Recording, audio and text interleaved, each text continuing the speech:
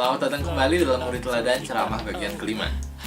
Hari ini, saya ingin membahas tentang komunitas sekolah secara khusus dan memahami dinamika komunitas tersebut.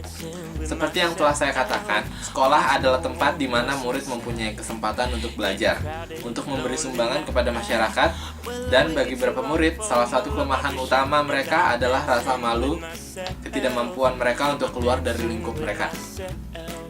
Dan di sini kita akan memastikan bahwa kita sedang melakukan hal seperti itu dan terlibat dalam kehidupan masyarakat. Selain itu, perguruan tinggi juga ingin melihat bahwa murid-murid telah terlibat banyak dalam kehidupan masyarakat. Tidak cukup hanya dengan mendapatkan nilai-nilai yang bagus dan nilai-nilai ujian yang tinggi. Tim penerima di sekolah tinggi ingin tahu apakah murid yang ini mampu menjadi bagian dari masyarakat yang lebih besar. Ini tentunya apa yang akan kita pelajari pada tingkat sekolah lanjutan. Satu sasaran yang besar untuk kalian sendiri yaitu untuk menentukan bahwa pada tahun berikutnya kalian akan melanjutkan sejenis kegiatan khusus. Mungkin kegiatan yang belum pernah kalian lakukan. Lakukanlah dan jadilah bagian dari suatu klub, atau jadilah bagian dari suatu program drama atau program sains, atau cobalah satu olahraga. Meskipun kalian tidak begitu dapat melakukannya, cobalah saja. Pengalaman adalah sangat penting bagi kalian. Sekarang kembali ke cerita tentang belajar naik sepeda yang saya sebutkan dalam ceramah ketiga. Mungkin kita ingin naik ke atas sepeda tanpa roda latihan. Kita tahu kita akan jatuh dan sakit. Banyak di antara kita yang telah lama sekali tidak melakukan kegiatan baru karena takut gagal. Tapi penting bagi kita dalam kehidupan komunitas sekolah untuk berpartisipasi dan mencoba. Sekolah adalah tempat berlangsungnya belajar kita yang paling penting. Ada beberapa masalah untuk menetapkan kurikulum. Kalian ingin mengambil kurikulum yang akan membantu kalian menjadi murid yang lengkap. Ini penting, karena murid terlalu sering mengatakan, sebenarnya aku suka ilmu pengetahuan, namun aku memang tidak begitu suka sastra.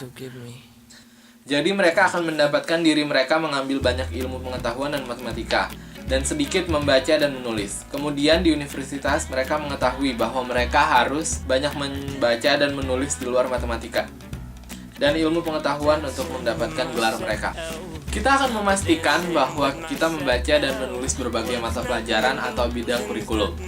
Kita akan memastikan tentunya bahwa terutama pada awal-awal tahun sekolah lanjutan, jika kita terikat perguruan tinggi, bahwa kita mengambil banyak ilmu pengetahuan dan matematika untuk persiapan menghadapi ujian masuk.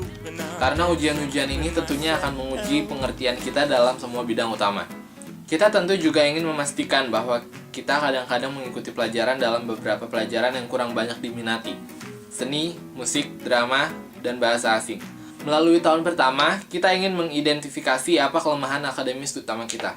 Jika kalian saat ini adalah pelajar sekolah lanjutan pertama dan mengikuti serial ceramah ini, saya sarankan dengan sangat agar kalian duduk dan bertanya pada diri sendiri dengan sungguh-sungguh.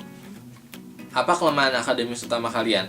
Kemudian, apakah pelajaran-pelajaran yang perlu kita ambil akan menyelesaikan kelemahan-kelemahan akademis tersebut? Nah, jika kalian sebagai pelajar SLTP takut dengan aljabar, kalian harus mengikuti pelajaran aljabar selama 2 atau 3 semester berikut. Kita hadapi kelemahan-kelemahan akademis dan kita akan menyerang kelemahan-kelemahan tersebut.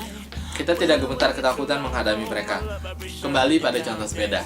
Satu hal yang paling penting bagi kita, jika kita mulai memikirkan tentang kurikulum, adalah menetapkan sasaran. Kita akan menetapkan sasaran jangka panjang bagi kita sendiri sekitar 1 tahun ke depan.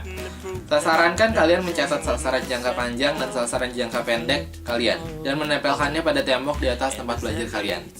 Lihatlah pada sasaran-sasaran tersebut setiap malam kalian duduk mengerjakan PR untuk mengingatkan kalian apa yang ingin kalian capai dan ingatkan diri kalian sendiri.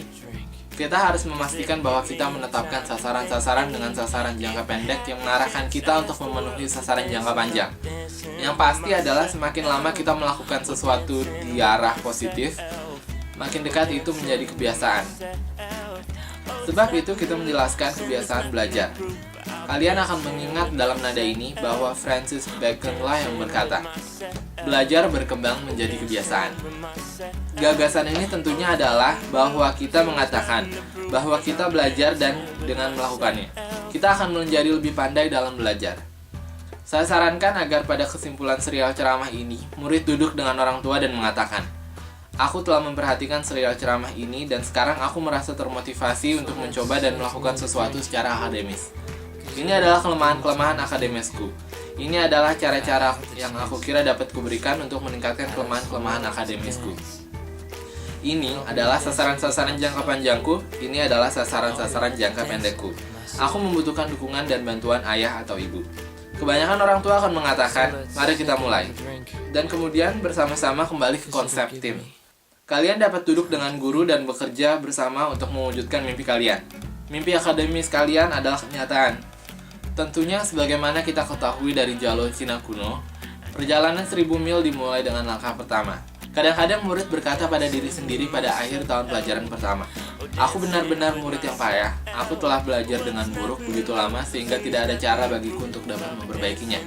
Lebih baik aku menyerah. Kenyataannya adalah jika kita menerima kelemahan-kelemahan akademis kita dapat mulai hari ini, mencoba untuk memperbaiki kelemahan-kelemahan kita. Ini adalah tantangan saya untuk kalian. Sekian dahulu pertemuan kita pada hari ini, sampai ketemu dalam ceramah murid teladan yang selanjutnya.